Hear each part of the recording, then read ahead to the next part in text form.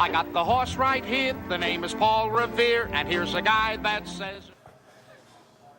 Hello, racing fans, and welcome to another edition of Handicappers Corner, brought to you by the Derby Bar and Grill. I'm Mike Heads, along with Drew Forster. We're going to go through the Friday, July the 12th races at beautiful Hastings Race Course. We do have 7 races tonight. Should be a lot of fun. Friday Night Live. Kudos go out to the race and office staff and the horsemen. We only ran 2 days last weekend. There has been some trouble getting some races to fill, but they did get 3 cards put together this weekend. They left entries open for a long time.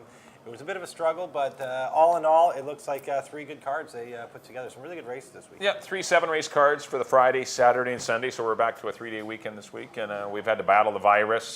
Quite a few horses have had the virus, and that's why the entry booth isn't. They're not. It's just kind of starting booming. to come on right now. Yeah. It's starting to spread from barn to barn a little bit. Basically, just a cold, nothing serious. But you can't obviously run them in that state. So you're going to want to check your programs.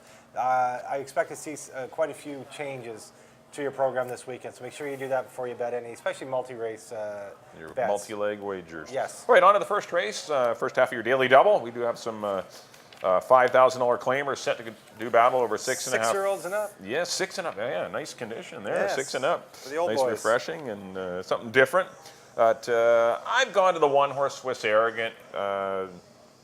When this horse runs and gets on his A game, he's a pretty salty little horse. He can win for more money than this. And when he does get good, he seems to get good for a few races. And I think he can string back-to-back races together. He's got the inside. He's probably going to have to work a bit for the lead, but I think he's good enough. Aaron Grida should point him to the front, and it's his race to win or lose. So I'm going to try him on top over the 5 Kill, who on paper looks like he's going to get just a gravy trip, getting behind the speed. A little concerned. He was scratched on June 30th when he was entered for 7,500, and it didn't work back, so I'm just a little concerned about him. That's the only reason I didn't go to him, because really the race sets up nicely for our kill. And I put the 3-horse Passion Red, who's a cool horse. He's been in good form for Glenn Scarlett. Been winning races, actually a couple wins in his last 4 starts, and he's a pretty honest horse. So I put Passion Red in for 3rd. He's tough at the 5,000 level. I want 1, 5, and 3 in the Friday opener. I have the same horses. I put Passion Red on top. I like his form. This horse has been solid all year long. Good. Wins, seconds, thirds. 3rd last time for 10,000.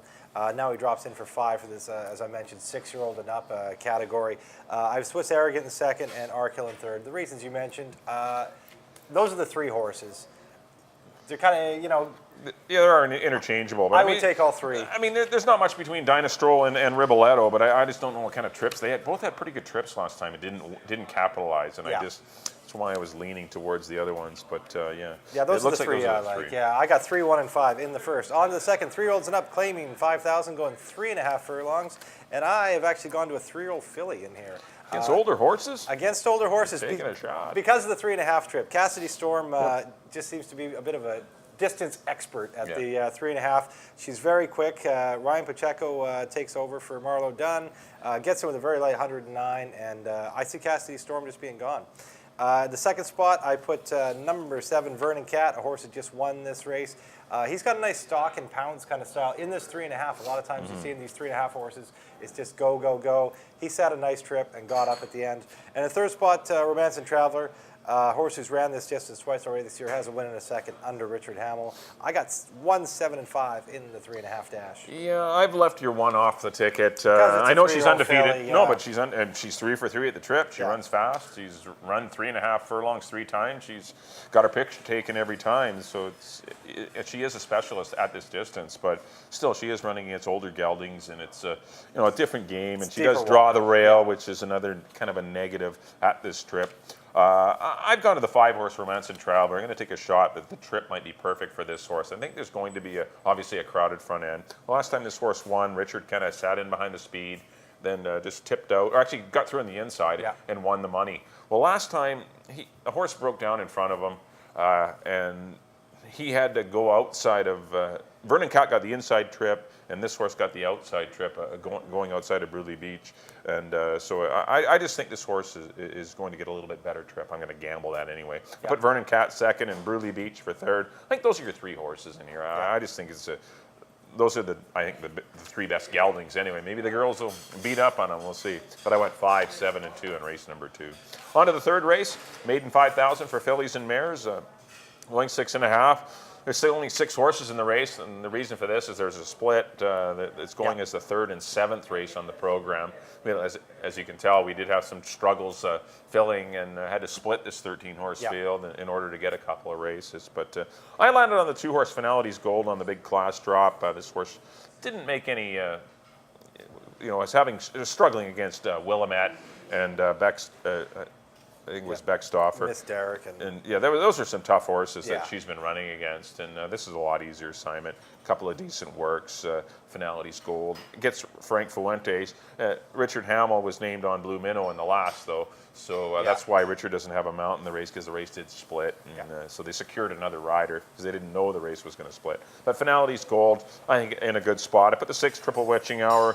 I know a big fat maiden had 20 chances, but good runner-up effort to Delta Daisy, shortening back up to 6.5. And I thought the 1-horse Look for Cash had some merit to her. She's got some nice works. She's undefeated so far. She's obviously making her debut. Wish she didn't have the rail, but a couple of the other horses just haven't shown a whole lot. So I'll try. It's always maybe nice to try a fresh face, and sometimes they do well. I went 2, 6, and 1.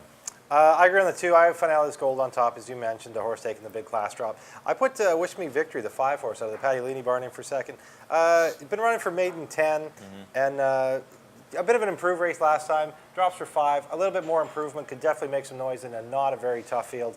And in the 3rd spot, I put the 1 as well. Look for Cash. Robbie Anderson's barn has been going quite well lately. Yeah, they're on fire. He's doing very well. So I got 2, 5, and 1 in the 3rd.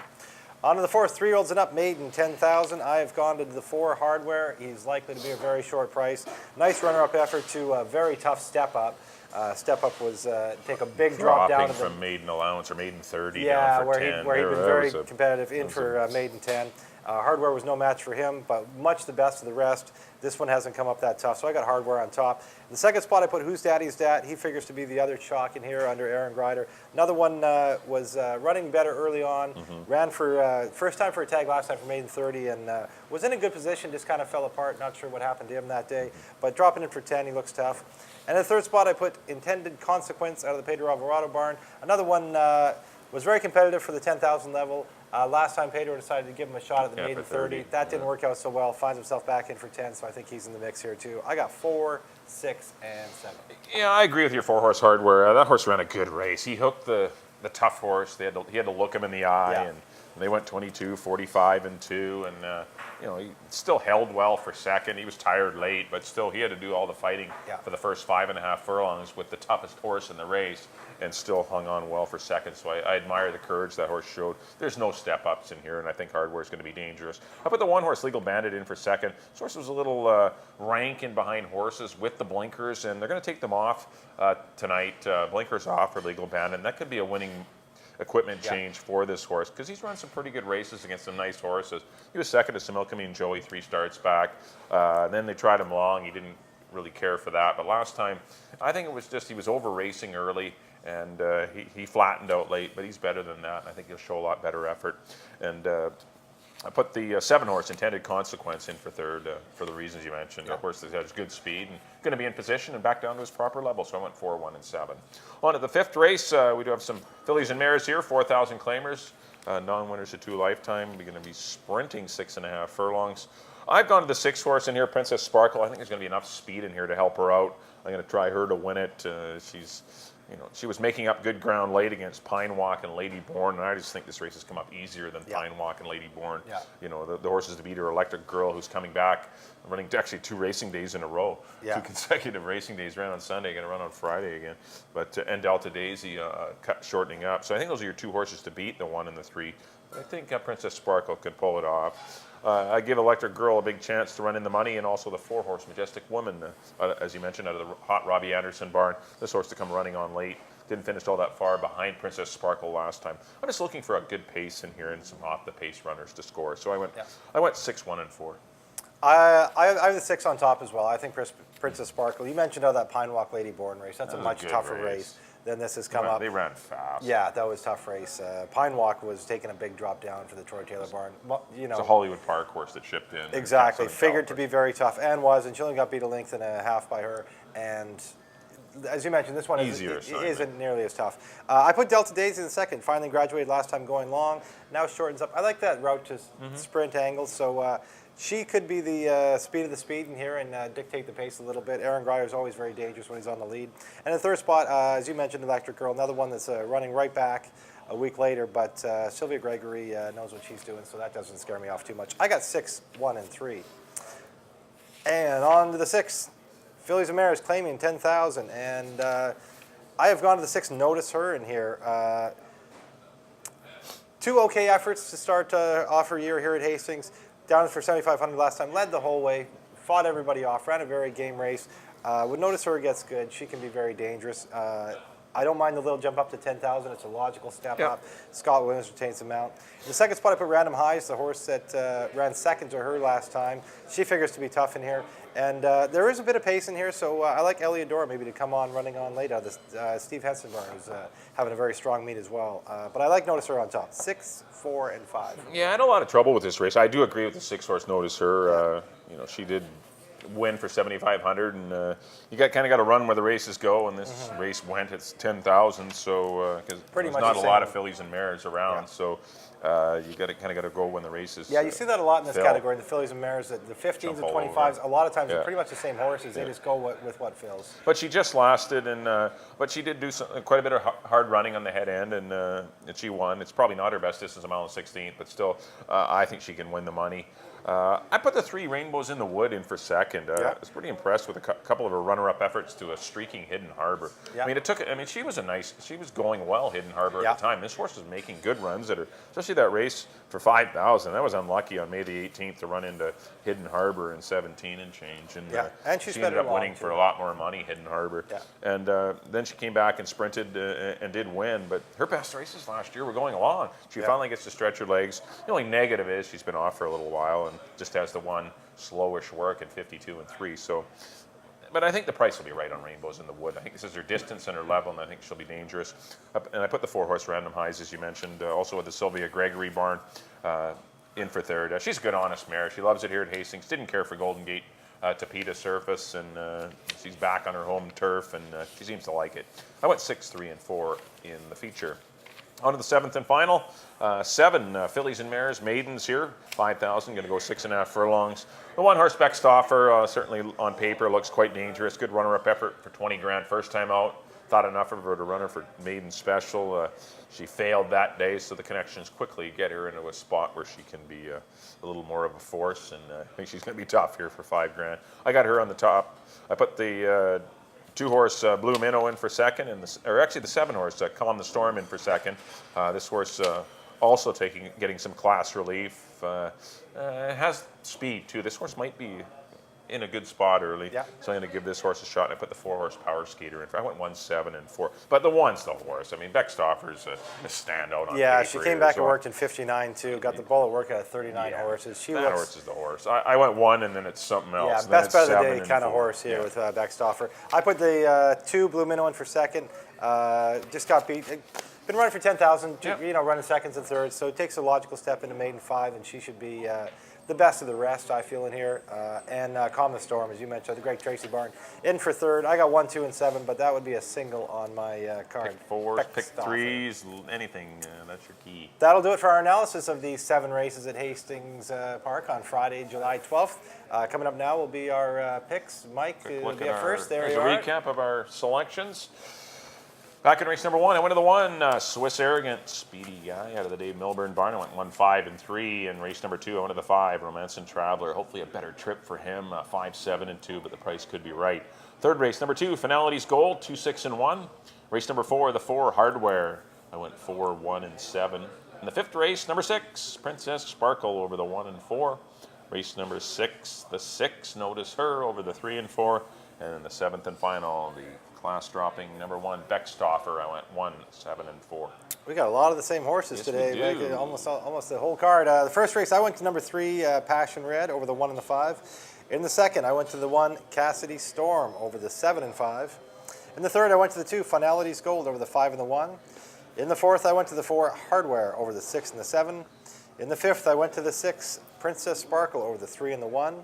In the 6th, I went to the 6, Notice Her, over the 4 and the 5. And in the nightcap, I agree with Mike on number 1, the very short-priced Beckstoffer, over the 2 and the 7.